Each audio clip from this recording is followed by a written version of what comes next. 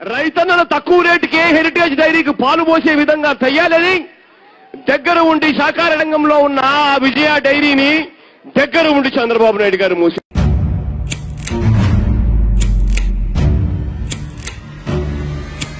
అది 2005 వైఎస్ రాజశేఖర రెడ్డి ముఖ్యమంత్రిగా ఉన్న సమయం.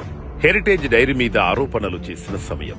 ఎమ్మెల్యే వరదరాజుల రెడ్డి ద్వారా హౌస్ కమిటీని ఏర్పాటు చేసి విచారణ చేశారు. తేల్చిందేమిటంటే హెరిటేజ్ సంస్థ కార్యకలాపాలు మొదలు పెట్టక ముందు అనగా 1991 నుండి 1993ల మధ్య చిత్తూరు డైరీ నష్టాల్లో ఉంది. కనీసం పాల ఉత్పత్తిదారులకు బకాయిలు చెల్లించలేని పరిస్థితి.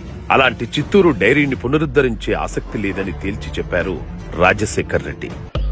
రైతన్నలకు పాలు పోసేటప్పుడు సహకార రంగంలో డైరీ ఫ్యాక్టరీ ఉంటే రైతన్నలకు సహకార రంగంలో ఉన్న డైరీ ఫ్యాక్టరీలు మంచి రేట్లు ఇస్తాయి.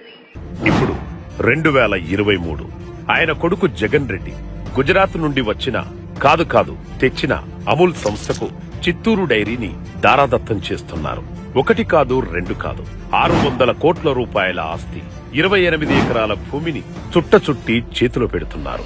పెద్దిరెడ్డి రామచంద్రారెడ్డికి చెందిన శివశక్తి డైరీ అకృత్యాల వల్ల ఇప్పటికీ కనీస ధర లేక కుదేలైపోయిన చిత్తూరు ప్రాంత పాల ఉత్పత్తిదారులు ఇప్పుడు అమూల్ రాకతో దాని పాదాల కింద మగ్గిపోతున్నారు.